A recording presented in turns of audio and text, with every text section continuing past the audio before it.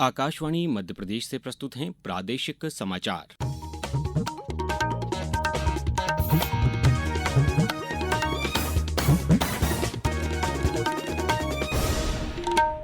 नमस्कार, समाचारों के साथ मैं अभिषेक कटियार। सबसे पहले इस बुलेटिन के मुख्य समाचार।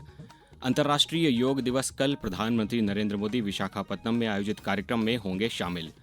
मुख्यमंत्री डॉक्टर मोहन यादव ने कहा, हमारी सरकार गौपालकों की समृद्धि के लिए प्रतिबद्ध।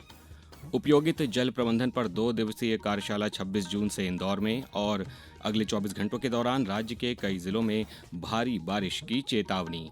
अब समाचार विस्तार से। संस्कृति मंत्रालय कल देश के 100 प्रतिष्ठित पर्यटन और 50 सांस्कृतिक स्थलों पर अंतर्राष्ट्रीय योग दिवस मनाएगा। प्रधानमंत्री नरेंद्र मोदी विशाखापत्तनम में मुख्य समारोह में शामिल होंगे। संस्कृति और पर्यटन मंत्री गजेंद्र सिंह शेखावत जोधपुर के मेहरानगढ़ किले में आयोजित कार्यक्रम में भाग लेंगे।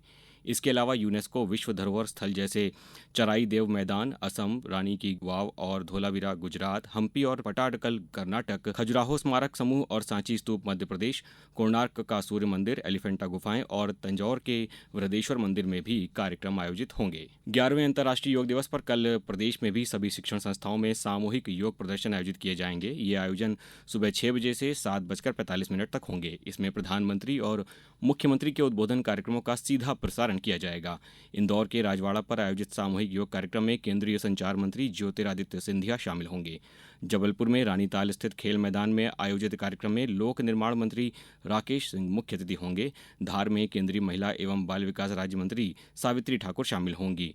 वहीं खंडवा, रायसेन, शिवपुरी सहित अन्य जिलों में भी विश्व योग दिवस का आयोजन किया जाएगा। आकाशवाणी ने भी आम लोगों से योग करने की अपील की है। मुख्यमंत्री डॉक्टर मोहन यादव ने आज अपने निवास पर आयोजित राज्य स्तरीय गौशाला सम्मेलन में गौशालाओं में गोवंश के बेहतर व्यवस्थापन के लिए 89 करोड़ रुपए से अधिक की राशि का सिंगल क्लिक के द्वारा अंतरण किया। इस दौरान मुख्यमंत्री ने प्रदेश के गौपालकों एवं गौशाला संचालकों से संवाद किया।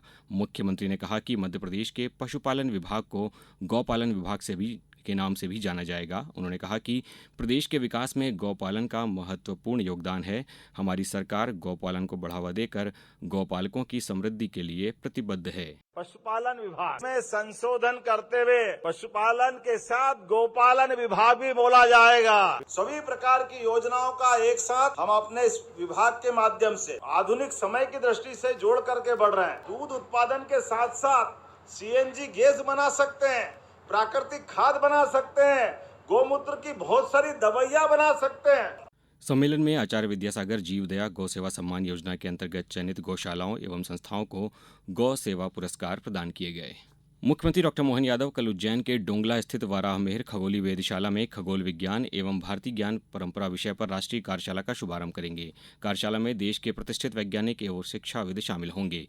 इसके साथ ही मुख्यमंत्री यहां बने डिजिटल अत्याधुनिक तारामंडल का लोकार्पण भी करेंगे। इस दौरान अनेक शैक्षणिक एवं वैज्ञानिक गतिविधियों का आयोजन किया जाएगा। इनमें योग शिविर, शून्य छाया अवलोकन, साइंस शो, स्टेम वर्कशॉप, व्याख्यान एवं परिचर्चा प्रमुख हैं। अब समाचारों में वक्त है एक ब्रेक का। ये समाचार आप आकाशवाणी मध्य प्रदेश से सुन रहे हैं। ये समाचार बुलेटिन यूट्यूब पर Madhya Pradesh news All India Radio channel पर और फेसबुक के साथ ही एक्स प्लेटफॉर्म पर AIR न्यूज भोपाल पेज पर सुने जा सकते हैं। इसके अलावा आप हमारी वेबसाइट newsonair.gov.in पर या न्यूज ऑन AIR ऐप पर भी समाचार सुन सकते हैं। समाचारों में पुनः आपका स्वागत है। केंद्रीय कृषि मंत्री शिवराज सिंह चौहान ने आज कहा कि सहकारिता की भावना हजारों वर्षों से भारत की धरती में समाहित है।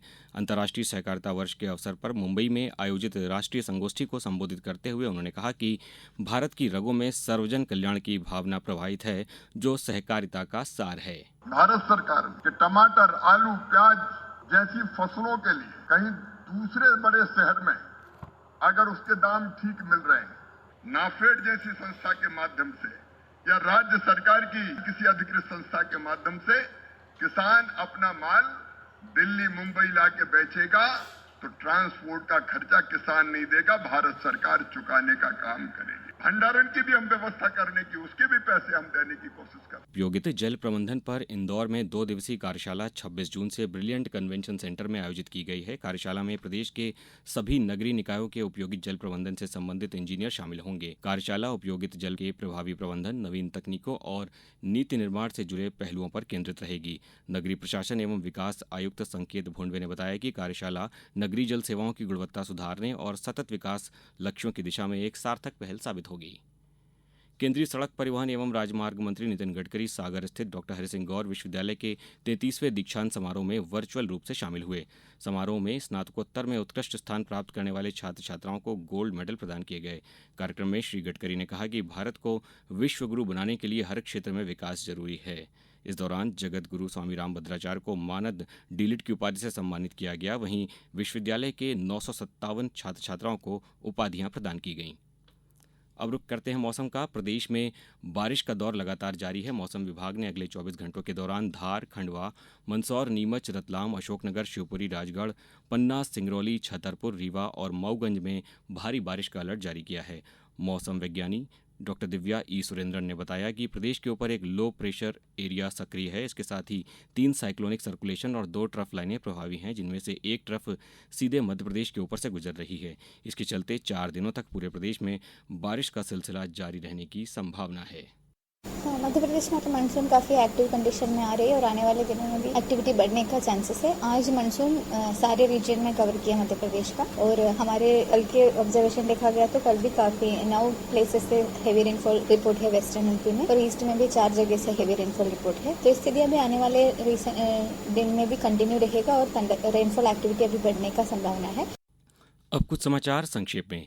रायसेन जिले में कलेक्टर ने धरती आबा जनजाति ग्राम उत्कर्ष अभियान के तहत चिन्हित ग्रामों में आयोजित किए जा रहे शिविरों के सफल और प्रभावी आयोजन के निर्देश दिए हैं। छिंदवाड़ा जिले के विकासखंड बिछुआ में ग्रामों में जलगंगा संवर्धन अभियान एवं एक पेड़ मां के नाम अभियान के अंतर्गत नर्सरी का निर्माण किया जा रहा है। नीमच जिले में जलगंगा संवर्धन अभियान के तहत कलेक्टर ने जल संचयन से संबंधित समस्त कार्यों को समय पर पूर्ण करने के निर्देश सभी उपयंत्रियों को दिए हैं। अनूपपुर के शासकीय तुलसी महाविद्यालय में नशा मुक्त भारत अभियान के तहत नशा एक अभिशाप युवा पीढ़ी का विनाश विषय पर निबंध प्रतियोगिता का आयोजन किया गया। केंद्रीय संस्कृत विश्वविद्यालय भोपाल में 1 जून से 21 जून तक संचालित राष्ट्रीय कार्यशाला का समापन कल दोपहर 3 बजे होगा। खंडवा जिले के शासकीय माध्यमिक विद्यालय 6 गांव देवी व सांदीपनी शासकीय माध्यमिक उच्चतर माध्यमिक स्कूल में विधिक साक्षरता कार्यक्रम का आयोजन किया गया। धार जिले में जिला शिक्षा एवं प्रशिक्षण संस्थान में आज जिला बाल संरक्षण इकाई के माध्यम से पीएम श्री स्कूल के शिक्षकों के लिए 1 दिवसीय कार्यशाला का आयोजन किया गया।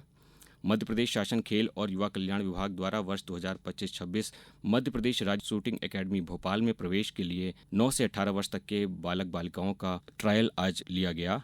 और भारत और इंग्लैंड के बीच 5 मैचों की टेस्ट क्रिकेट श्रृंखला के पहले मैच में इंग्लैंड ने टॉस जीतकर भारत को बल्लेबाजी के लिए आमंत्रित किया।